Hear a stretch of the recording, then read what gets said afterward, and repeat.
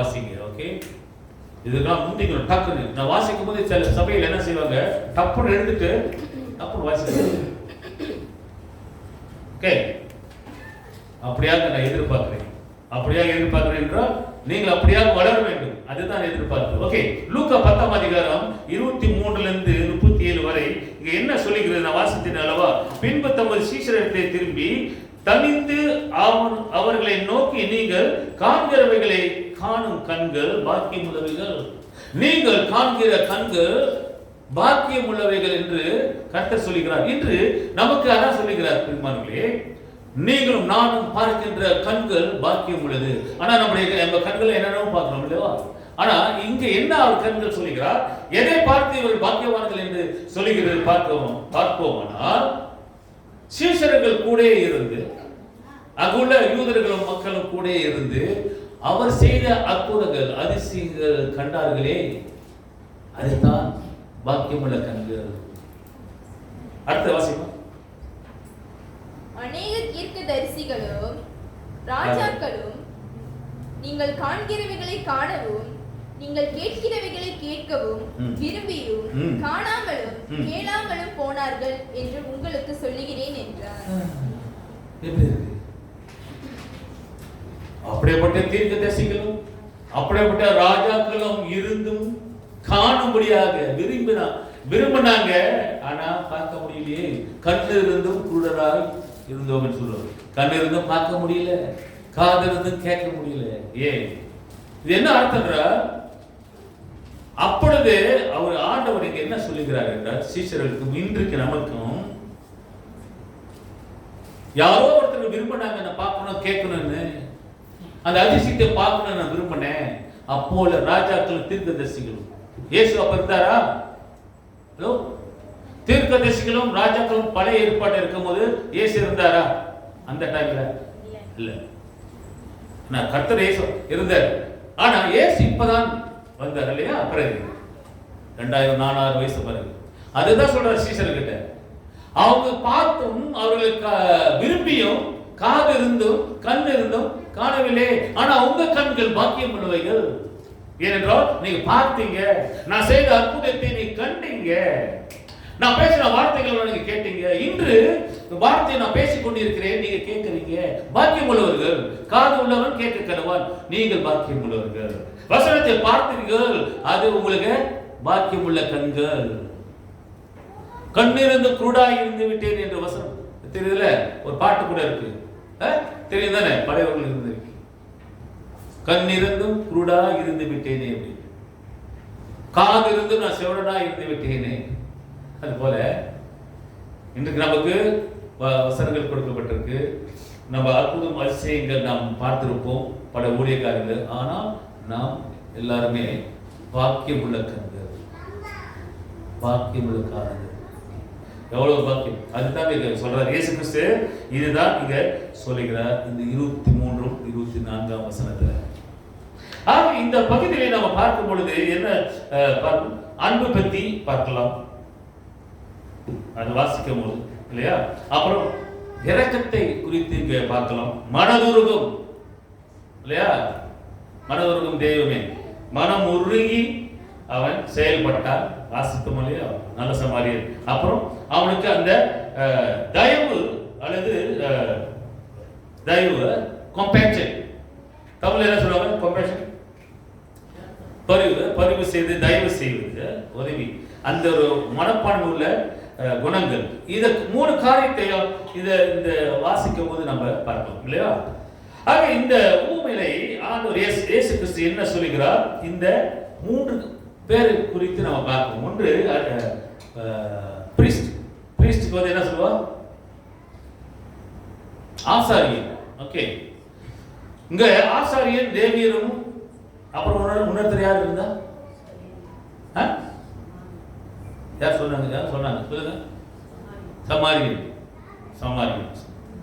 We see here the priest, the Levite and the good Samaritan was involved. இந்த பகுதியில் இந்த 3 பேர்கள் இங்க நம்ம பார்ப்போம் சரியா. இந்த 23, 24 வருஷத்துல பார்க்கும்போது see, I'm going to read in English. Why Marcus is there? Very bad.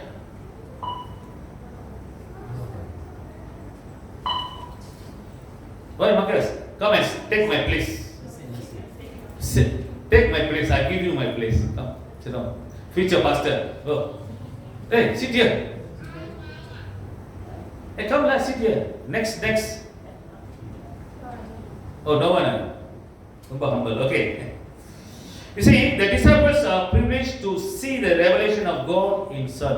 அப்படிங்கற அங்க என்ன அர்த்தம்னா கர்த்தர் தன்னுடைய குமாரனில் வெளிப்படுத்துதல் காண்பதற்கு பாக்கியமுள்ள கண்கள் என்று ஆண்டவர் பாக்கியமுள்ளவைகள், உங்களுடைய கண்கள் பாக்கியமுள்ளவைகள் என்று இங்க சொல்லுகிறார். ஆனா அந்த தீர்க்கதரிசிகளும் அந்த ராஜாக்களும் விரும்பியும் பார்க்க முடியவில்லை. ஏன்னா அந்த நாளிலே அவர்கள் அந்த ஆண்டவர் பார்ப்பதற்கு அங்க இடம் இல்லை. ஆனா இயேசு கிறிஸ்து வந்த பிறகுதான் பார்த்தார்கள். அன்று சீஷர்கள் அங்குள்ள யூதர்கள் எல்லாம் இருந்தார்கள். இன்று நாம் இயேசு பார்க்கவில்லை நேரடியாக. ஆனால் இயேசு சொன்ன வார்த்தைகள் இருக்கிறது. அப்ப காதுக்கு கேட்கிறோம். ஆமா இல்லையா? பாக்கியமுள்ள காதுகள், அற்புதம் அதிசயங்கள் நடக்கின்றது. பார்த்தீர்களா இல்லையா? அப்ப பாக்கியமுள்ள கண்கள். அப்ப நம்ம பாக்கியசாலி தானே. இயேசு கிறிஸ்து திரும்பவும் வரும் வரைக்கும் நாம் பாக்கியம் உள்ளவர்களாக காணப்படுவோம். ஆக இதுதான் சொல்லிடுது. நீங்களும் நானும் அந்த என்ன சொல்லுவாங்க, பாக்கியம் உள்ளவர்கள், ஆசீர்வதிக்கப்பட்டவர்கள். 25 வாசிமா. அப்பொழுது நியாய சாஸ்திரி ஒருவன் எழுந்திருந்து அவரை சோதிக்கும்படி, போதகரே, நித்திய ஜீவனை சுதந்திரித்துக் கொள்ளும்படிக்கு நான் என்ன செய்ய வேண்டும் என்று கேட்டான்.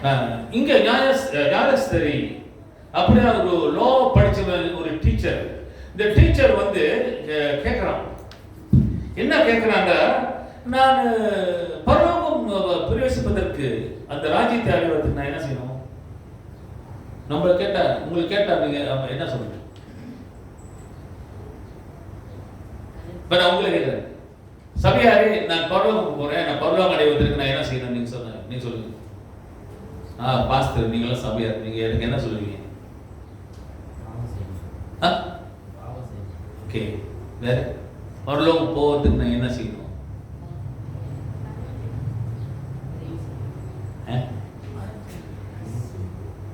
சரி, படிக்கும்போது பாருங்க. ஓகே, அவனுடைய விருப்பம் என்ன? அவன் வந்து ஞானஸ்ததியாக இருந்தான். அவன் நியாய பிரமாணத்திலே மூழ்கியவனாக இருந்ததுனால இயேசு கிறிஸ்துவை சோதிக்கும்படி இவர் என்ன சொல்லுவாரு என்று அவர் டெஸ்ட் பண்றான். ஏன்னா அவன் ரொம்ப படிச்சவன், லோ படிச்சவன், பாத்தியார். இப்ப இயேசு கிறிஸ்துவை சோதிக்கிறான். நான் பரலோகம் போறதுக்கு நான் என்ன செய்யணும்? நியாய பிரமாணத்தை கடைபிடிச்சா போதுமா? எல்லா பிரமாணங்களும் நான் படிச்சுட்டு 10 கற்பனை நான் பிடிச்சி வச்சிருக்கேன், பரலோகம் போக முடியுமா? முடியாது. நீ என்னபடி ஞானஸ்தரிகள் படித்தாலும், எத்தனை 10 கற்பனைகளை படித்து உருகி வைத்திருந்தாலும் நம்ம போகலாம். ஆனால் ஆண்டவர் விரும்புவது என்ன தெரியுமா? நீ அவரை விசுவாசிக்க. விசுவாசித்தா நீ பரலோகம் போகலாம். எத்தனை பேர் விசுவாசிக்கிறோம்? அப்ப நம்ம எல்லாம் பரலோகம் போவோம் இல்லையா? அப்படிதான் நம்பி விசுவாசிக்கிறோம். அதுதான் நம்முடைய வாழ்க்கை, விசுவாசம் இல்லையா? அதோட நம்ம செயல்படுவது, நான் சொன்ன மனம் மாறுவது, இதெல்லாம் இருக்கணும். அப்ப இவன் சோதிக்கிறான். ஆண்டவரே, நான் பரலோகம் போவதற்கு நான் என்ன செய்யணும் அப்படின்னு கேட்கும்போது அவர் என்ன சொன்னாரு? அதற்கு அவர், நியாய பிரமாணத்தில் என்ன எழுதியிருக்கிறது, நீ வாசித்திருக்கிறது என்ன என்றார். நீ வாசிக்கிறியா? நியாய பிரமாணத்தில் என்ன எழுதியிருக்குது? நீங்க சொல்லுங்க. நீங்க Sunday school students, what have you learned about the laws? என்ன law? Obey your parents. Under what? That one. Obey your parents, okay? Under what? Under what category? அப்பா பிள்ளைங்க நான் தோட்டி நீங்க முன்ன வருஷம் சொல்லுங்க. ஓகே, 10 commandments, 10 கற்பனையில எழுதப்பட்ட நியாய பிரமாணத்தை தான் இந்த பிரீஸ் இந்த ஆசாரியர் சொல்லுகிறார், லோ படிச்சவர். அப்ப அந்த வாசிக்கும் போது என்ன சொல்றது? நியாயப்பிரமாணத்தை என்ன எழுதப்பட்டிருக்கிறது? நீ படிக்கலையா? நம்மளும் பரலோகம் போகிறதுக்காக நமக்கு தெரியும். எப்படி பாஸ்டர் போறதுக்கு? அப்ப நான் கேட்பேன், நியாயப்பிரமாணத்தை என்ன எழுதிருக்கு? படிக்கலையா? படிச்சிருக்கு தானே? 10 கற்பனை,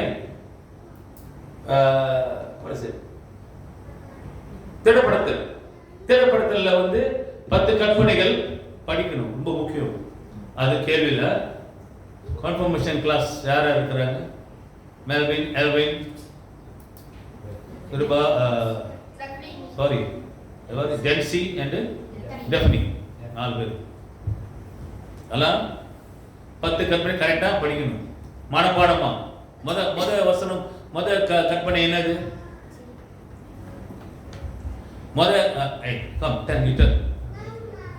Tell. Okay. No. 10 commandment. First commandment what? Ma. அது வாசியாது கேளுங்க. அவன் பிரதி உத்தரமாக, உன் தேவனாகிய கர்த்தரிடத்தில் முழு இருதயத்தோடும், கேளுங்க, உன் கர்த்தராகிய ஒரு தேவனிடத்தில் முழு இதயத்தோடும், முழு ஆத்மாவோடும், முழு மனதோடும், முழு சரீரத்தோடு அன்பு கூறுவாயாக. இதுதான் மேலே வானத்திலும் கீழே பூமியிலும் பூமியில் உள்ள எல்லா சொற்பங்களும் வனங்களும் எதுவும் வணங்கும் சேவிக்க வேண்டாம். அப்படின்னா ஆண்டவர் அதான் என்ன நேசிக்கும் முத. ஆனா அங்க என்ன சொல்றாரு? அங்க ஆசாரியர்கிட்ட முதலாவது எத்தனை அவசரம்? சரி, உன் தேவனாகிய கர்த்தருக்கு உன் முழு இதயத்தோடும், with full heart, முழு ஆத்மாவோடும், with the soul, உன் முழு பலத்தோடும், with the strength, உன் முழு மூச்சியோடும், அப்படின்னா சிந்தையோடும் அன்பு கூறுவாயாக அப்படின்னு இவர் சொல்றாரு. இயேசு கிறிஸ்து இவங்கிட்ட நீ செஞ்சிருது, நீ செஞ்சா நீ போயிருவ பரலோகம். எப்படி? அதுக்கு ஈடாக 2ஆம் கற்பனையும்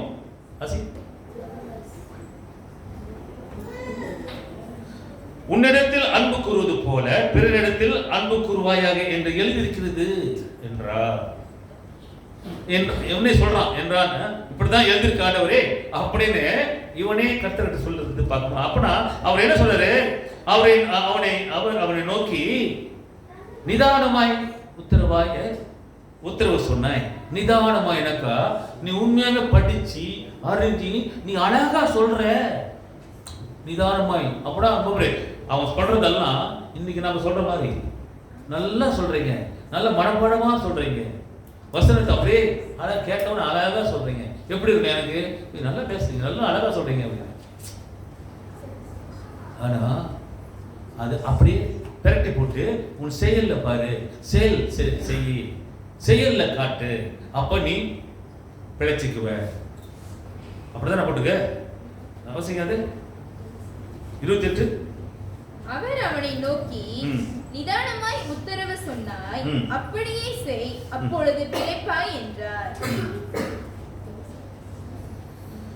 See, Jesus was asking the teacher. The teacher was asking, what must I do to inherit eternal life? But Jesus is replying, what is written in the law? How do you read it? நியாயப்பிரமாணத்தை என்ன எழுதிருக்கு, எப்படி நீ படிச்சுக்கிற, நீ எப்படி அது எப்படி எழுதப்பட்டிருக்குது என்று நீ படிச்சிருக்கியா? அப்ப அவன் சொல்றான், அப்படிதான் எழுது ஆண்டவரே, தேவனாய கடவுளை எடுத்து முழு ஆத்மாவோடு, முழு சிந்தையோடும், முழு சரீரத்தோடும், முழு பலத்தோடும் நீ அன்பு கூற வேண்டும். அதுக்கு ஈடாக 2வது கற்பனையும் உன்னை நுழைத்து நீ அன்பு கூறுவது போல உன் அயனானத்தை அன்பு கூறுவாயாக என்று எழுதியிருக்கிற ஆண்டவரே. சரியா சொன்னேன். அப்ப நீ என்ன செய், அதே போல நட, நீ பிழைச்சுக்குவ, நீ will live. பாருங்க, 2 முக்கியமான கட்டம். ஒன்று, நீ அன்பு கூறணும். யாருக்கிட்ட?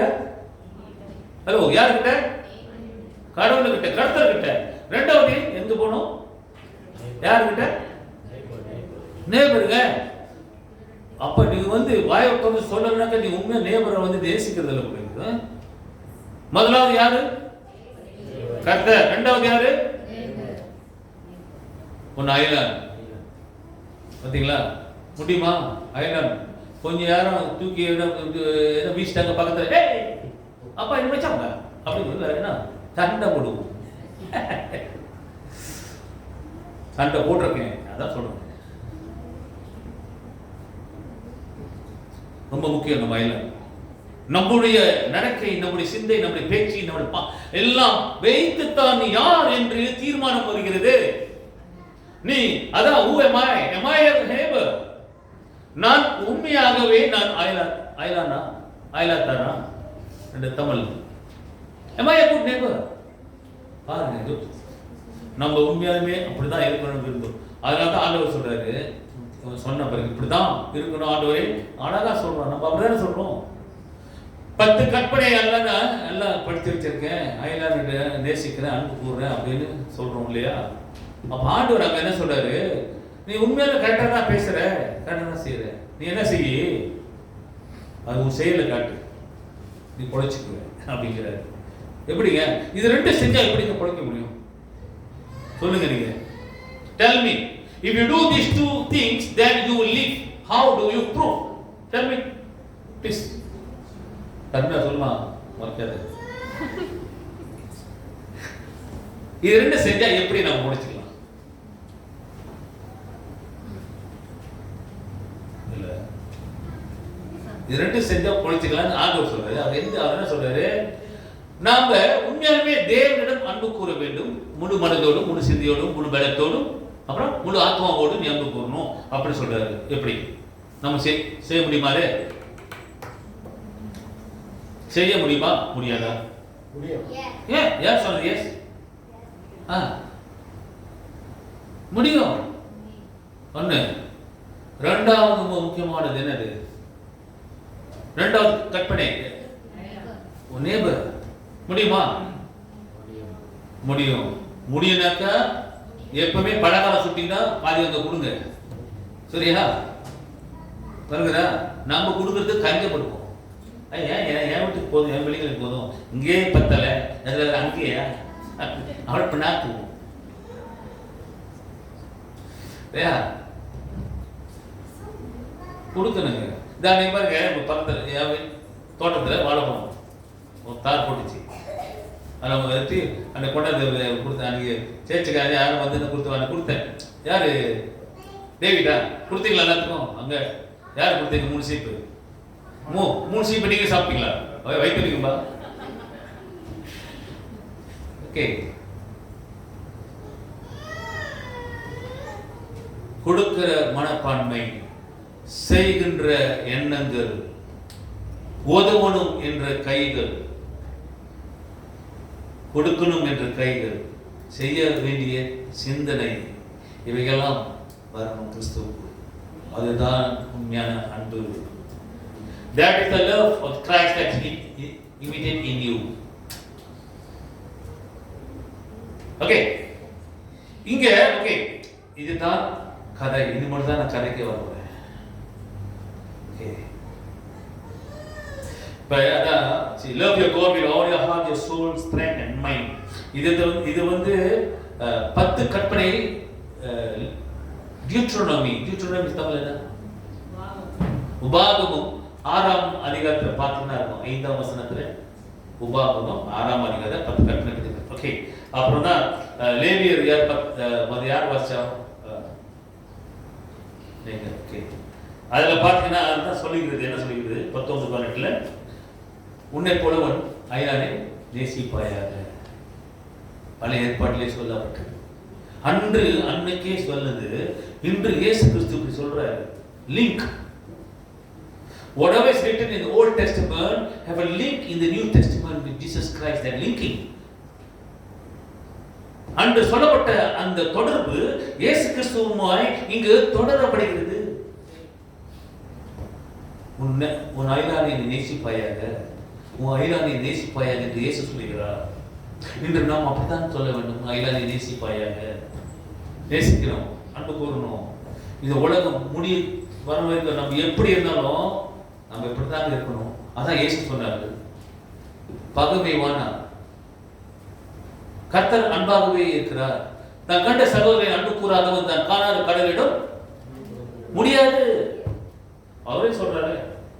ஆக இங்கே அப்படியாக சொல்லப்பட்டது. அப்ப என்ன சொல்றாரு? Do this, you will live. இது செய்தி நீ பிழைப்பாய். இங்க பாருங்க, அவன் தன்னை நீதிமான் என்று காண்பிக்க இயேசுவை நோக்கி என்னுடைய நேபர் யார் என்று அவன் கேட்கணும். அப்பதான் இயேசு சொல்றாரு. ஓகே, இப்ப சொல்லி முடிஞ்ச பிறகு இயேசு இங்க வந்து சொல்றாரு. இங்க என்ன அவனுக்கு 29 வாசிமா. அவன் தன்னை நீதிமான் என்று காண்பிக்க மனதா இயேசுவை நோக்கி எனக்கு பிறன் யார் என்று கேட்டார். இயேசு பிரதி உத்தரமாக ஒரு மனுஷன் எருசலேமில் இருந்து எனக்கு பிறகு என்னுடைய neighbor யாரு? Who is my neighbor? Then Jesus is telling, சொல்லுங்க அது பிறகு ஒரு மனுஷன் எருசலேமில் இருந்து எரிகோவுக்கு போகையில் கள்ளர் கையில் அகப்பட்டான். அவர்கள் அவன் வஸ்திரங்களை உரிந்து கொண்டு அவனை காயப்படுத்தி குற்றுயிராக விட்டு போனார்கள். என்னது குற்றுயிராக? அப்பனா சாவகடன் மாதிரி. எருசலேம் எரிகோ, நம்ம எரிகோ அந்த படம் நான் போடல, வேற எரிகோல போயிருந்தேன். எரிகோல தான் அந்த திராட்சை பழம், சாரி என்னது பெருச்சம்பழம், ஒரு செம்ம இனப்பு நேச்சுரல். நம்மள நினைக்கிறோம் சீனி போட்டு செய்யறோம். இல்லை நேச்சுரல் பழம், நேச்சுரல். மரத்திலிருந்து கீழே வந்து கடல் ஓரம் எடுத்து சாப்பிடும், ஊதி சாப்பிடும் மணல. அது எப்படி இருந்தா எனக்கு எங்க ஆசை, கீழே இருந்து பொறுக்கி சாப்பிடுறதுக்கு ஒரு ஆசை. பொறுக்கி சாப்பிடுவோம் அப்படின்னு ஒரு டேஸ்ட். ஏன்னா நம்மளும் ஆதி காலத்துல கீழே கொய்யா பழம், மாங்காய் பழம் உட்காந்து சாப்பிடல. எத்தனை பேர் சாப்பிட்டீங்க எனக்கு தெரியல. உங்க சிம்பிளே தெரியுது. அதாங்க வாழ்க்கை, அதுதான் இன்பம், அதுதான் ருசி. ஓகே, ஆக இப்படி போகையில் இந்த ஜெரிகோவில் ஒரு 18-20 மைல் தூரம் எருசலேம் இருக்கும். உங்களுக்கு ஒன்று தெரியுங்களா? நாங்கள் போகும்போது அந்த அந்த பஸ்ஸு கைடு என்ன சொன்னார் தெரியுமா? அவர் வந்து பாலஸ்தீன் முஸ்லீம் சரிங்களா, ஆனால் கிறிஸ்தவர்களை கூட்டு போறாரு கைடு. நல்லா கேட்டுக்க, அங்குள்ள பாலஸ்தீனர் எப்படி இருக்கிறார்கள் என்று. நல்லா தான் இருக்காரு. அவங்க கிறிஸ்துக்குள்ள ஒரு இது ஐக்கியம் இருக்கு. ஏன்னா அவங்களும் நம்மளும் ஒரு ஜாதி, ஆபரகாம்னால. ஓகே, சரியா கருத்து. ஆக இவர் சொன்னாரு we are going to Jericho. Jericho பட்டணம் வந்து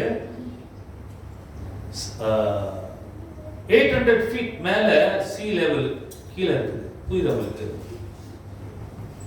below sea level. geography will understand. 800 feet below sea level அப்படின்னா என்ன? நம்ம நீ நல்லா பேசுவேன் கேள்விப்பட்டேன், ஆனா அமைதியா இருக்கிற. ஓகே, யாருக்கு தெரியும் என்ன அர்த்தம்? below sea level. ஹலோ, உங்களுக்கு ரசம் வெயிட். ஓகே, எனக்கு தெரியும். ஓகே, இதான் ஆறு, இதான் என்னது? சி ஆறு, கடல் ஒரு தண்ணி ஓடுது. புரியுதா? நம்ம வந்து எங்க இருக்கிறோம்? வீட்டில் இருக்கோம், அம்மா இல்லையா? ஆனா ஜெரிகோ இங்க இருக்குது. எப்படி இருக்கு? இங்க இருக்கு. புரியுதா உங்களுக்கு? அப்படின்னா சி லெவலை விட கீழே இந்த பட்டணம், அவ்வளவு கீழே தரையில் இருக்கு இந்த பட்டணம். புரியுதுங்களா? Okay, below sea level. 800 feet below sea level means it's below than the sea அப்படின்னு. ஓகே, இது நம்ம விட்டக்கா நான் ஹிஸ்டரி ஜியோகிராஃபி தான் சொல்லி கொடுத்துருக்கோம். சரிங்க, அங்க இங்க வந்து அந்த மாதிரி இடத்துல வந்து பாறை கல்லு மேடு இந்த மாதிரி இருக்கும். ஆனால் பஸ்ஸில் போகும்போது பார்த்தோம், பயங்கரமா. இப்பயே அப்படி இருக்குது. அப்ப ஏசு இருக்கிற டைம்ல எப்படி இருந்திருக்கும்? பயங்கரமா இருக்கும். இப்பயே பாறை கல் ரொம்ப துரோமா. ஆனா அந்த மாதிரி பாறைகள் இந்த இடத்துல வந்து திருடர்கள் வந்து செயல்படுவது அது வழக்கம். ஏன்னா அப்படித்தானே இப்பயே திருடுறாங்க. நவீனமான உலகத்துல நல்ல எல்லாமே டிஜிட்டல் உலகத்துல நம்ம இருக்கிறோம். ஆனா இன்னும் திருட இருக்கிறோம். ஆமா, வழியா டெக்னாலஜி நல்லா இருக்குன்னா ஆனா குளிர் விழுந்து கீழே சாவறாங்க. ஆமா இல்லையா? பார்த்தீங்களா நேற்று? டெக்னாலஜி கேட்டோம், டெக்னாலஜி தான் ஏமாத்துறது. இப்படிதான் உலகம் இப்படிதான். ஓகே, அப்ப இந்த மாதிரி திருடர்கள் அங்க இருப்பது வழக்கம். அப்ப அந்த வழியில போகும்பொழுது தான் ஒருத்தன் வந்து அகப்பட்டான். அதான் கதை. ஓகே, வாசிமா. இயேசு புரியுமா? ஒரு மனுஷன் எஸ்ரேலிலிருந்து எரிகோவுக்கு போகி கல்லர்கள் கையில் அகப்பட்டான். கல்லர் கையில, திருடன் கையில அகப்பட்டான். ஓகே, அப்புறம் அவர்கள் அவன் வஸ்திரங்களை உரித்துக் கொண்டு அவனை காயப்படுத்தி குற்றுயிராக விட்டு போனார்கள். பாருங்க, திருடன் வந்து நம்மளை எப்படி தாக்கி நம்மளை எப்படி சின்ன நம்ம போட்டு போறாங்க. பார்த்தீங்களா? இதுதான் உலகம். நாய் அடிச்சு மாதிரி அடிச்சு போறாங்க ரோட்ல. கேள்விப்படுறோம்ல. நீங்க பாருங்க, அந்த அம்மா சும்மா விழுந்தாங்க இல்லையா? இது போல பல காரியங்கள் இந்த உலகத்தில் நடந்து கொண்டிருக்கிறது. அன்று நடந்த அதே சம்பவம் அன்று நவீனம் இல்லை. இன்று வைத்துக் கொண்டுமானால் நினைத்து பார்த்தா நீ நவீனமான உலகத்துல இது விட மோசமாக இருக்கிறது. அன்று கலர்கள் கல்லும் அர்த்தப்படாது. பாருங்க, என்ன செய்யறான்? என்ன செய்யறான்? கையில் என்ன இருக்கு? தெரியலையா? கண்ணு தெரியலையா? கல்லு தானே. ஆமா, பறிக்கலாம். புரியுங்களா? சைட்ல கத்தி இருக்கு இல்லையா? இப்ப நவீனமான உலகத்தில் எப்படி திருடர்கள் வராங்க? எப்படி எப்படி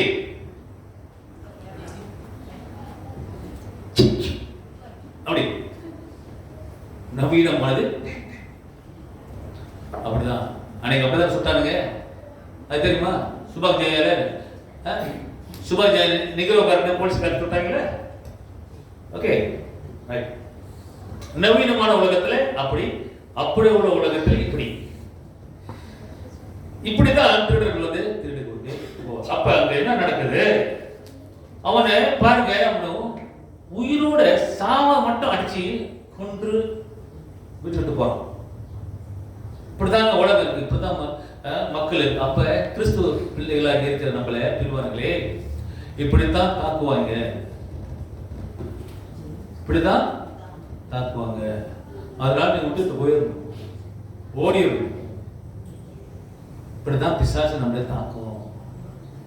இப்படிதான் வந்து கொள்ள அடிப்பான், நம்மளை குலைப்பான், விட்டுட்டு ஓடணும். நம்ம இந்த மாதிரி பிசாசு பார்த்தா இந்த மாதிரி திருவர்கள். ஓகே, ஆக இங்க வாசிமா 31. அப்பொழுது தற்செயலாய் ஒரு ஆசாரியன் அந்த வழியே வந்து அவனை கண்டு பக்கமாய் விலகி போனான். இந்த ஆசாரியன் பூசாரி, கோயில பாஸ்டர், என்ன மேல பார்த்துட்டு அப்படியே தெரியும் தெரியாம போனோம். அதுக்கு அடுத்தவன் யாரு? அந்தபடியே ஒரு லேவியனும் அந்த இடத்துக்கு வந்து அவனை கண்டு பக்கமாய் விலகி கண்டு காணாம பக்கமாய் ஓடிட்டான். ஒரு ஆசாரியனும் அப்படித்தான் இருக்கிறான், ஒரு லேவியனும் அப்படித்தான் இருக்கிறான். இந்த ரெண்டு பேருமே உலக அதிகமாய் படித்தவர்கள், அதிகமாய் நியாயப்பிரமாணத்தை தெரிந்து கொண்டவர்கள், அதிகமாய் மற்றவர்களுக்கு சொல்லுகிறவர்கள். இப்படிப்பட்டவர்கள் கண்டும் காணாத மாதிரி போகிறார்கள். இன்னைக்கு அப்படிதான் ஊழியக்காரர்கள், பாஸ்டர்கள் அப்படிதான் இருக்கிறாங்க. பார்க்காத மாதிரி போறது. ஒருத்தருக்கு உதவி செய்யணும்னு மனப்பானம் இருக்காது. அடுத்தது லேவியர் வந்து ஜான்சன் மாதிரி. நான் பாஸ்டர், ஜான்சன் வந்து லேவியர். புரியுதா உங்களுக்கு? நாங்கள் ரெண்டு பேரும் அப்படிதான் பார்த்தோம், பார்க்காத மாதிரி போயிருக்கோம். சபையார் பார்த்தோம்னு ஒன்று செய்யறதில்லை. அதை தான் நடக்குது. லேவியர்களும் இந்த ஆசாரிகளும் படித்தவர்கள், ஆனா பார்த்துட்டு தெரியாத மாதிரி போடுறாங்க. பிரியமானவர்களே, அன்று இப்படி நடந்ததுங்க, இன்று அப்படித்தானே இருக்குது. அப்ப மனிதர்கள் இன்னும் இப்படி அப்படித்தானே இருப்பாங்க, அப்படிதான் இருக்கும் உலகம். ஆனா கிறிஸ்தவர்கள் அப்படி இருக்க முடியாது. ஆண்டவர் இங்கே இவனை புரிய வைக்கிறார். இந்த படித்த ஆசாரியர் இது செய்ய, இது ரெண்டு நீ செஞ்சினாக்கா நீ புழைச்சிக்குவ. ஆண்டவர் நம்ம வெளிப்படுத்துறாங்க. இது ரெண்டும் நம்ம தெரிந்து கொண்டாங்க. ரெண்டு என்னது? உன் தேவனாக கடவுளிடத்தை நீ அன்பு கூறு, நீ அயலார்கிட்ட நீ அன்பு கூறு. தேவனிடத்தை நீ அன்பு கூறுறா என்ன மாதிரி பார்த்தீங்களா? உன் முழு ஆத்மாவோடும், முழு சிந்தையோடும், முழு பலத்தோடும், வேற என்னது? நாலு காரியங்கள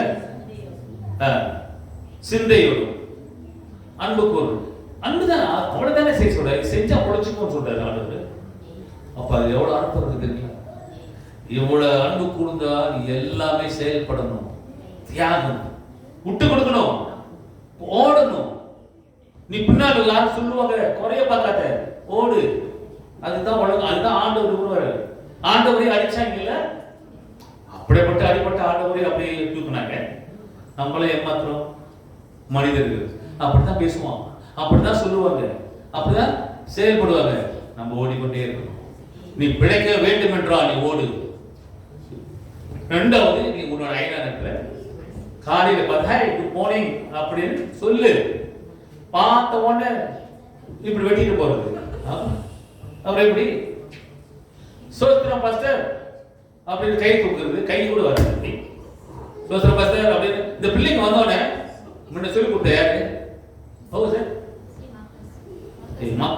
மாக்க செஞ்சு பிரேஸ் தி லார்ட் பாஸ்டர் அப்படின்னு முன்ன ஆரம்பத்தை சொல்லுவாங்க. இந்த ஜூனியர் போயிட்டு வந்த உடனே சொல்லி கொடுது மெல்வின் வந்து சோத்திரம் pastor, praise the lord pastor, கை வந்து ஆட்டோமேட்டிக்கலி. அது நம்முடைய பண்பாடு என்ன சொல்லணும் இல்லையா? கர்த்தருக்கு சோத்திரம் ஆனது அப்படி சொல்லணும். அது பிரேஸ் தி லார்ட். அப்ப முந்திக்கணும் அந்த மாதிரி சொல்றது. ஆக இங்க என்ன நடக்கிறது? இந்த இரண்டு பேருக்கும் இந்த அதிகமாய் படித்த இந்த ஆசாரியரும் இந்த லேவியரும் எப்படியாக ஒதுங்கி செல்கிறார்கள்.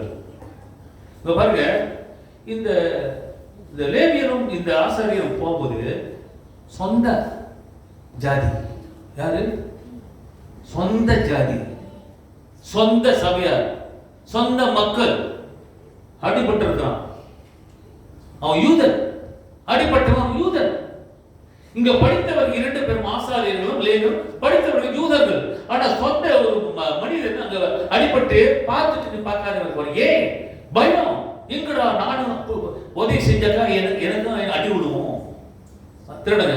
அது உண்மைதான் பாருங்க. ஏன்னா அதை செய்யும் போது அவனை அடிச்சாங்களாக்க அது ஒரு பயம்.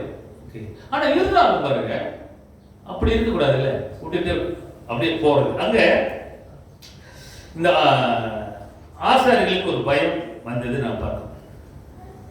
ஓகே, ரெண்டு பேருமே அதிகமாய் தேவ வசனத்தை படித்தவர்கள். Torah they learned a lot. இவனுக்கு தெரியும் இவன் வந்து இந்த யூதன் வந்து ஒரு ஆபத்துல இருக்கிறான் என்று. உதவி செய்ய இவர்களுக்கு மனம் வரவில்லை. சில நேரத்தில் நம்மளும் அப்படித்தானே இருக்கும், உதவி செய்யறதுக்கு நம்ம மனம் இருக்காது. 31-32 வாசிக்கும் போது அவர்கள் என்னது விலகி போனார்கள் என்று. இவருக்கு ஏன் ஒண்ணு பயம், ஒண்ணு வந்து செத்துட்டானோ அப்படின்னு ஒரு மனப்பான்மை. யூதரோட வழக்கப்படி ஒரு செத்தவனை போய் தொட்டாக்கா என்ன, இன்னைக்கு நம்ம போறோம்ல, சாவுக்கெல்லாம் போறோம் இல்லையா? போயிட்டு வந்தவொடனே நம்ம பாரு கிறிஸ்துவங்க, நான் நம்மள கிறிஸ்துக்குள்ள சொல்றேன், கிறிஸ்துவ போறோம், போய் பார்க்கிறோம், நம்ம பிளஸ் பண்ணிட்டு ப்ரே பண்ணிட்டு வந்துடுறோம் இல்லையா? சில பேர் என்ன செய்வாங்க, பயம் இருக்கு இல்லையா? வீட்டுக்கு போனா என்ன செய்வீங்க? சொல்லுங்க. அதான் உங்களுக்கு அந்த பயம் இருக்கு பத்தியா? ஓகே, ஏன் பழைய ஏற்பாட்டுல ஒரு ஒரு செத்தவன் போய் தொட்டாக்கா தீட்டு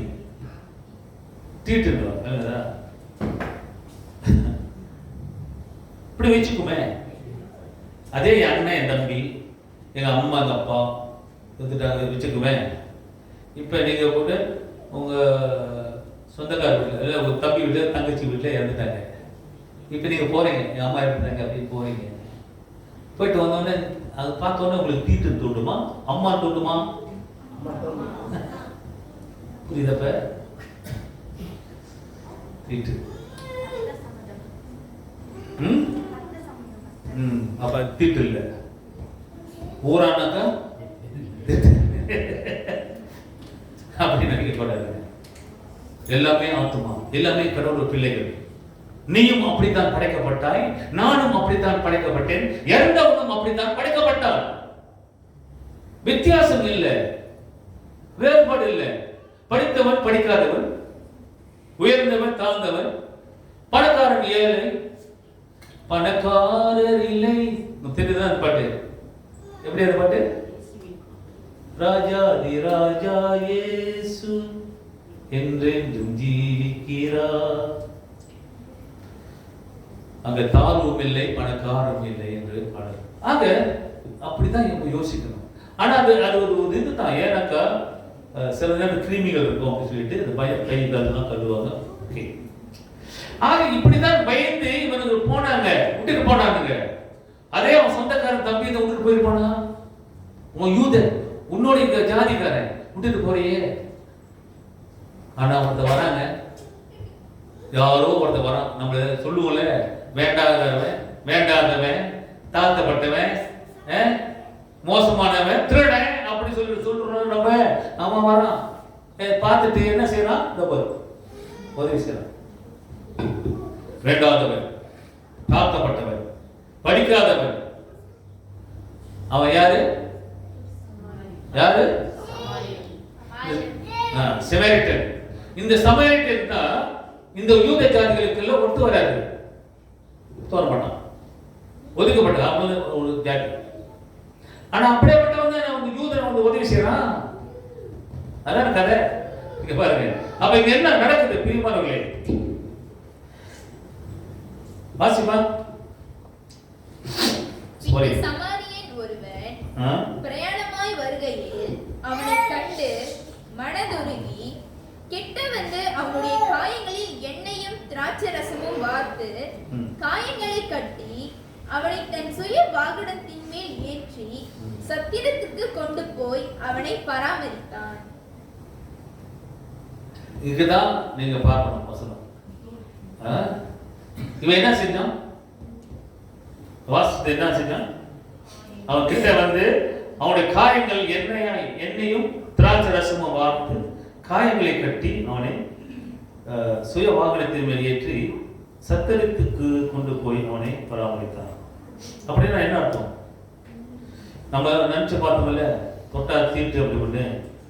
பிரியமார்களே, நமக்காக தீட்டுப்பட்ட கர்த்தர் இயேசு கிறிஸ்து ரத்தத்தை சிந்தினார். உங்களோட தீட்டும் என்னோட தீட்டும் என்னது?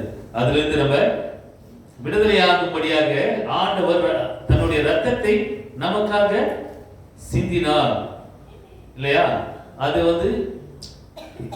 நம்ம சில நேரத்தில் இதெல்லாம் நினைக்கும் போது நமக்கு வேதனையா இருக்கு. மற்றவங்களை பார்த்து நம்ம இப்படியாக யோசிக்கிறது. ஆனா இயேசு கிறிஸ்து நமக்காக தீட்டுப்பட்டாரு. இயேசு கிறிஸ்து நமக்காக அந்த ரத்தத்தை சிந்தினாரு. பரிசுத்தமான ரத்தம் தீட்டுப்பட்ட ரத்தத்தை சுகமாக்கினார், சுகத்தை கொடுத்தாரு. நம்மளாம் தீட்டுப்பட்டவர்கள், பாவம் இல்லையா? பரிசுத்தமான ரத்தம் தீட்டுப்பட்டவர்களாக இருக்கிற நம்ம வாழ்ந்து கொண்டிருக்கிற நம்மளை சுத்தப்படுத்தினது அவருடைய ரத்தம். அது அப்படி இல்லாம சிந்திக்கணும். இப்படியாக உதவி செய்யும் மனப்பான்மை நமக்குள்ள வரணும்.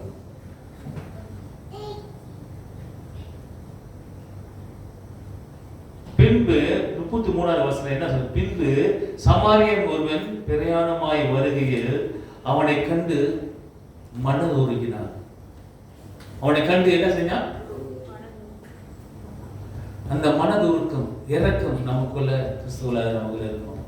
அதுதாங்க இயேசு கிறிஸ்து மனதுருகினார். மனதுருகும் தெய்வமே இயேசையா, மனதார துதிப்பேன் ஸ்தோத்தரிப்பேன். நீ நல்லவர், சர்வ வல்லவர், அப்புறம்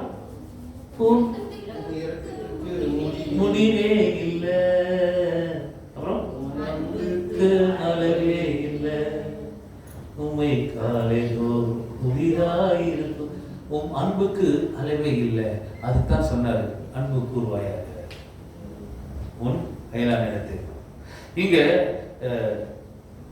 இந்த சமாரியன் அடிபட்டு மரணத்துக்குள்ள இருக்கிறத பார்க்கிறோம். அவனை கண்டு அவனை மனதுருகி அவன் பராமரித்தான். அவன் இரக்கம் காட்டிருக்கான். அடிபட்டான் அப்படின்னு இல்லையா? அடிபட்ட நாய்க்கு நம்ம செய்யறோங்க. சில நேரத்தில் ரோட்ல அடிபட்ட நாய் பார்த்துருக்கீங்களா? அடிச்சுட்டு போயிருவானுங்க, கத்திட்டு போவோம். அது எவ்வளவு வளர்த்தவங்களுக்கு எப்படி இருக்கும் அது யோசிக்கணும். ஆக இங்க அவர் காயங்களில் எண்ணெய் திராட்சை ரசம் வார்த்து அப்புறம் சத்திரத்துக்கு கொண்டு போய் அது என்ன அர்த்தம் பாருங்க தீமார்களே. நீ அப்படியே திருப்புங்க கதைய.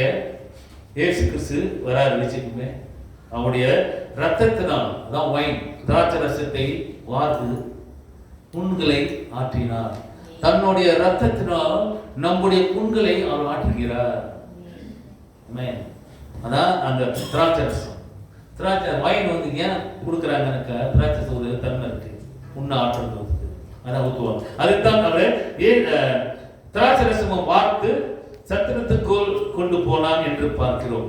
கிறிஸ்துவ ரத்தத்தினால் ஆண்டவர் பிரிமானவர்களே அந்த நம்மளை சுத்தப்படுத்தினார். பாவங்களை கழுவப்படுவது அது ஆவியானவரின் எண்ணெய் அபிஷேகத்தால், அந்த எண்ணெயால் வார்த்து ஆவியானவரின் அபிஷேகத்தினால் நம்மளை அபிஷேகம் பண்ணினாரா எண்ணெய்.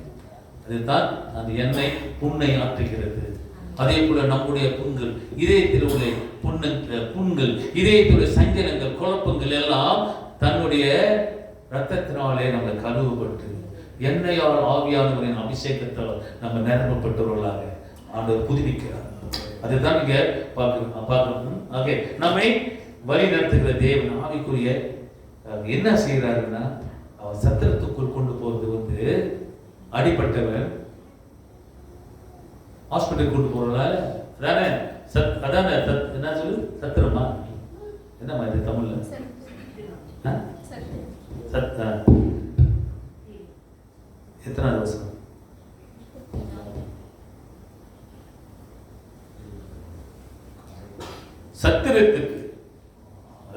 சத்திரத்துக்கு கொண்டு போனான் என்று பார்ப்போம். அவனை பராமரித்தான் என்று பார்ப்போம் இல்லையா? அங்க கொடுத்து அவனை எல்லாரும் செஞ்சு முடிச்சு அங்க கொண்டு போயிட்டு ஹாஸ்பிட்டல்ல கொடுக்குறான், அனுப்புறான். மறுநாளிலே நான் புறப்பட்ட போது 2 பணத்தை எடுத்து, நல்லா கேளுங்க, 2 பணத்தை எடுத்து, இதுல ரொம்ப அர்த்தம் இருக்குங்க, நான் அப்புறம் விளக்குறேன் உங்களுக்கு. 2 பணத்தை எடுத்து சத்திரத்தான் யாரு? செத்து போனோம்னா சத்திரத்தான்னா யாரு? டாக்டர். சத்திரத்துக்கு கொண்டு போறது ஹாஸ்பிட்டல். சத்திரத்தான்னா அங்க உள்ள வேலை செய்யணும் டாக்டர் இல்லையா? சத்திரத்தான் கையில் கொடுத்து, நீ இவனை விசாரித்துக்கொள், அதிகமாய் ஏதாவது வேணும்னாக்கா இவனுக்காக செலவழித்தால் நான் திரும்பி வரும் போது அதை உனக்கு தருவேன் என்றார். பிரியமானவர்களே, இந்த 3 பேர்ல யாருங்க நல்ல நேபர்? யார் நல்ல அயலாம்? யாரு? சமாரியன். எல்லாம் கேட்கறீங்களாங்க? இல்ல தூங்குறீங்களா? அங்கேயே கழுத்து மேல போயிருக்கு. ஓகே, இந்த 3ல் யார் நல்ல சமாரியன்? சாரி, 3ல யாரு நல்லவன்? சமாரியன். அந்த சமாரியானாக இருக்கிறது தான் நாம் அப்படி இருக்கணும்னு ஆண்டவர் விரும்புகிறார். ஹalleluya, you will be a good Samaritan. Okay, ஆக இரக்கம் செய்தான். அப்ப அவர் சொல்றாரு, இவன் சொன்னதுக்கு நீ அப்படியே போய் செய். உங்களை பார்த்து என்ன பார்த்து சொல்றாரு, நீயும் அப்படியே செய். அப்ப என்ன ஆகும் நமக்கு? நீ செஞ்சா என்ன ஆகும்? என்ன சொல்றாரு அந்த வசனம்? யார் சொன்னா? என்ன முழங்குறாங்க? சொல்லுங்க. பிழைப்போ, அப்படியே போய் செய், நீ பிழைப்பாய். நம்ம பிழைக்கணும்னாக்கா நம்ம இப்படி செய்யும். நம்ம சாவணும்னாக்கா நீ செய்யாது. அதான் ஆப்போசிட். ஓகே, ஆக இரக்கம் செய்யணும். ஆனா இரக்கம் செய்தவனே என்று, அப்ப நான் யார்? எம்மாயா நெய்பர், நான் உண்மையான ஒரு அயலனா என்று நாம் யோசிக்கிறோம். அந்த இந்த என்ன இவன் இந்த நேபர் இந்த ஐலாண்ட் செஞ்சது போல அது மற்றவர்களுக்கு நம்ம செய்யணும். பிரியமானவர்களே, இப்படிதான் நடந்தது. இப்படிதான் 3 காரியங்கள் பார்த்தோம், 3 பேரை பார்த்தோம். இந்த 3 பேருக்குள்ள ஒருவர் என்ன செய்யறான்? ஒரு ஆசாரியர், லேவியர், சமாரியர். இந்த 3ல ஒருத்தன் தான் மனம் உருகிறான். இவன் தான் சத்திரத்துக்கு கொண்டு போகிறான், பராமரிக்கிறான். இவன் தான் இரக்கம் செய்கிறான். இதெல்லாம் இந்த வேண்டாதவன். இந்த 3 காரியங்கள் இருக்கிறவன் ஒதுக்கப்பட்டவன். யூதர்களாலே தள்ளப்பட்டவர்கள் சமாரியர்கள். வேண்டாம் என்று சொல்லுவர்கள், அந்த வேண்டாம் என்று சொல்லுவர்கள் தான் யூதனை காப்பாற்றுகிறார். இன்று அப்படித்தான் பிரியமானவர்களே, இன்று நம்ம ஒதுக்கப்பட்டவர்களாக இருப்போம் இல்லையா? இந்த வேண்டாம் என்று சொல்லுவர்களாக இருப்போம். சமுதாயத்திலே அப்படியா தள்ளப்பட்டவர்களாக இருப்போம். இன்று கிறிஸ்தவர்கள் இன்றைக்கு தள்ளப்பட்டவர்கள் இந்த நாட்டில் இருக்கலாம். அப்படிதான் ஓடுகிறது. ஆனா கர்த்தர் மெய்யான தேவன், அவர் வரும் வரைக்கும் நம்ம இப்படியாக தான் இருக்கணும் என்று ஆண்டவர் தீர்மானம். ஆனால் வரும் காலையிலே நம்ம எல்லாம் பிழைத்துக் கொள்வோம். அதான் உண்மை. நீ இப்படி செய்ய, நீ பிழைச்சுக்குவ. சொன்ன வாக்கு உண்மை, சொன்ன வாக்கு நிறைவேறும். நான் திரும்ப வருவேன் என்றால் வருவேன். நீ இப்படி செஞ்சோ நீ பிழைப்பாய் என்று சொல்லுகிறது வசனம். அப்புறம் என்ன நம்ம இது வசனத்தை தான் நம்ம மூழ்கி இருக்க வேண்டும்.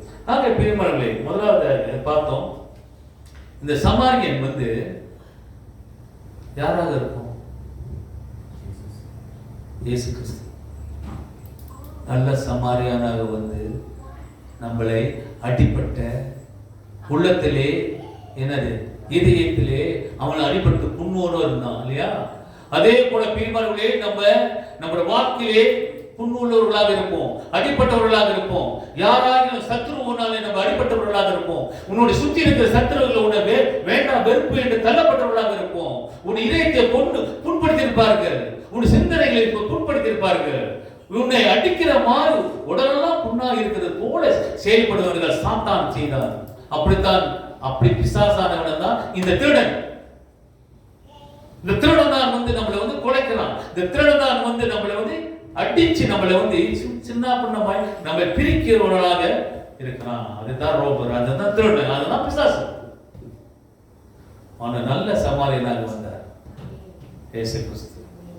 நம்மை காப்பாற்ற, நம்ம அடிப்பட்ட புண்கள் எல்லாம் நம்மளை என்னது ஸ்திரப்படுத்த, அதுக்கு அந்த புண்ணை ஆண்டவர் எப்படி தன்னுடைய எண்ணெயால் ஆண்டவர் வார்த்து அதை தொடைத்து நம்முடைய புண்களெல்லாம் என்னது சுத்தமாக்க வந்த இயேசு கிறிஸ்து தன்னுடைய உடலை அவர் புண்ணாக்கி கொண்டார். உங்களுடைய புண்களும் என்னுடைய புண்களும் அது சுகமா ஆகுவதற்காக அவர் தன்னை தியாகம் செய்து புண்ணாக்கி கொண்டார். ஏன்னா நம்மளா வாழ வேண்டும் என்பதற்காக.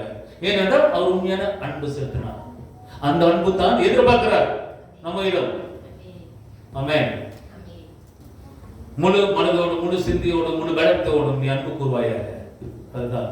ஆக இங்குதான் பிரியமானவர்களே, சமாரியனாக Jesus Christ is representing as a good Samaritan, and the robber is equivalent to the devil. திருடவும் கொல்லவும் அழிக்கவும் வருகிறான். அதான் திருடன், அதான் ரோபர், அவன் தான் பிசாசு இல்லையா? அப்படியாக பிரியமானவர்களே, இந்த சத்திரத்துக்கு கொண்டு போறது அந்த சமாரியர் அழகாக கொண்டு போறாங்க. அடிப்பட்டவர்கள், வெளியே அடிப்பட்டவர்கள், வெளியிலே கர்த்தருடைய வசனத்தையும் கர்த்தரை தெரியாதவர்கள் எத்தனையோ பேர் அடிபட்டு இருப்பார்கள் இல்லையா? என்ன செய்யணும் என்று தெரியாமல் இருப்பார்கள். நாம தான் அவர்களை கொண்டு வந்து என்னது சபையில நுழைக்கணும். இதான் சத்திரத்தில் கொண்டு போய் நீ அடிப்பட்டவனை, நொறுக்கப்பட்டவனை, அவன் புண்ணாக இருக்கவனை, அவன் நிம்மதியில் இல்லாதவனை, சமாதான அற்றவனை கொண்டு வந்து இங்க சபையில கொண்டு சேரு. அதுதான் அந்த குதிரை அந்த கழுதை மேலே ஏற்றி கொண்டு வருகிறான் சத்துரு. இவனுக்கு அவன் என்ன சொல்றான்? நான் அடிபட்ட அவனை நல்லா சுத்தப்படுத்தி கொண்டு வந்து இங்கே சேர்க்கப்படுது. அவன் யார் என்ன சொல்லுகிறான்? சாமாரியன்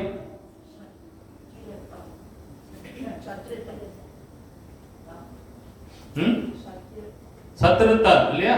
சத்திரத்தான் போய் அவன் சொல்லி என்ன சொல்றான்? இந்த 2 காசு எடுத்துக்கோ, வைத்துக்கோ, நான் திரும்பி வரும்போது இவனை பராமரித்து பார்த்துக்க, நான் வர வரைக்கும் நீ அவனுக்கு பார்த்துக்கோ அப்படின்னு சொல்லுகிறான். சத்திரத்தான் யாருங்க? நான் தான் பாஸ்டர், நான் தான் டாக்டர். அட்டிப்பட்டவர் யாரோ ஒருத்தர், கொண்டு வந்தவர்கள் யாரோ ஒரு சர்ச் லீடர். இதுதான் சத்திரம், இதுதான் ஹாஸ்பிட்டல்.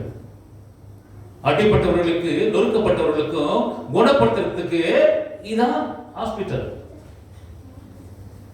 அதுதான் நல்ல சாமாரியன் கொண்டு வந்து அடிப்பட்டவன் ஒருத்தன் எங்கே இருக்கிறான் வெளியே, நொறுக்கப்பட்டவன், சமுதாயத்திலும் வெறுக்கப்பட்டவன், யாரும் உங்களை வந்து வேண்டாம் வெறுப்பவர்கள் அடிபட்டு இப்படியாக கொடைச்சி அங்க இருக்கிறவனை கொண்டாந்து இங்க சேர்க்கிறாங்க. இங்க இதான் ஹாஸ்பிட்டல். இந்த ஹாஸ்பிட்டல் மருந்து போடுவது பாஸ்டர்.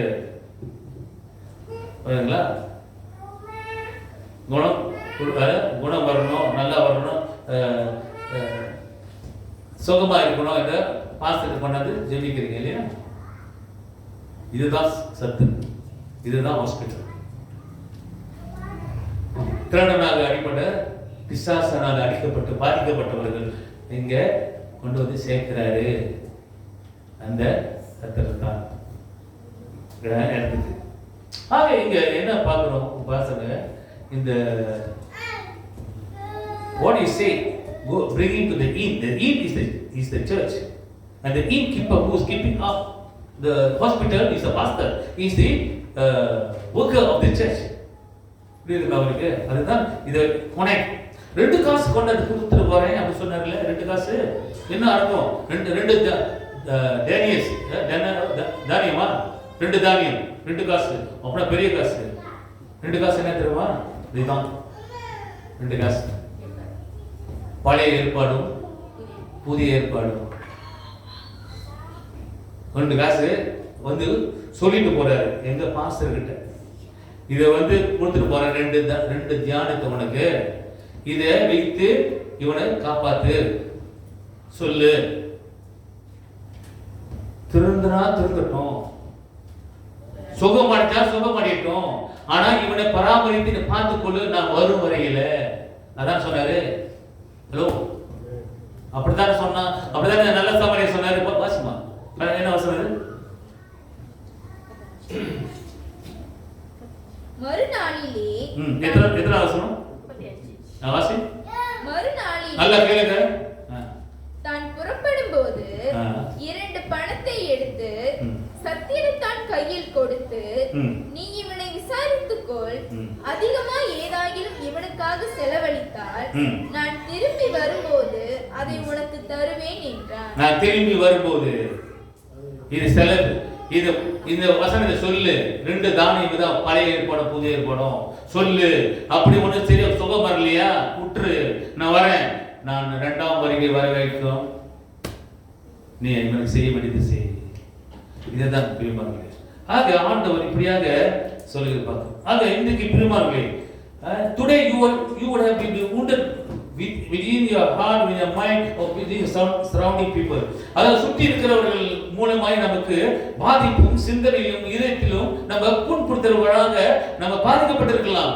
ஆனா இயேசு கிறிஸ்து வருகிறார் உன்னையும் என்னையும் புண்களை ஆற்றுவதற்காக. ஆக அவரை நம்பி நாம் விசுவாசிப்போம். ஆக பிரியமானவர்களே, கவலைப்பட வேண்டாம். இயேசு கிறிஸ்து மறுபடியுமாக நம்மளை ஆற்ற தேற்ற வருகிறார். அதான் 2ஆம் வருகை அவருக்கு. ஆக இந்த நல்ல சமாரியானாக கர்த்தர் வந்தது போல நாமும் அப்படியாக நல்ல சமாரியரை போல நம்முடைய அயலாளத்தில் அன்பு கூற வேண்டும். உன்னிடத்தில் அன்பு கூறுவதில் பிறரிடம் நீ அன்பு கூறுவாயாக. அப்படி நீ கடவுளிடம் நாம் அதிகமாய் அந்த அன்பும் உன் அயலாளத்தில் இந்த அன்பும் செலுப்பாயாக நம்ம படைத்துக் கொள்ளலாம். எப்படி இந்த இதில் பல பயங்கரமான அர்த்தங்கள் உண்டு. அது உங்களுக்கு தான். ஆக பிரிவார்கள் கர்த்தர் தாமே இதே வசனத்தின் முன்பாய் உங்களை ஆசீர்வதித்து காப்பார்கள்.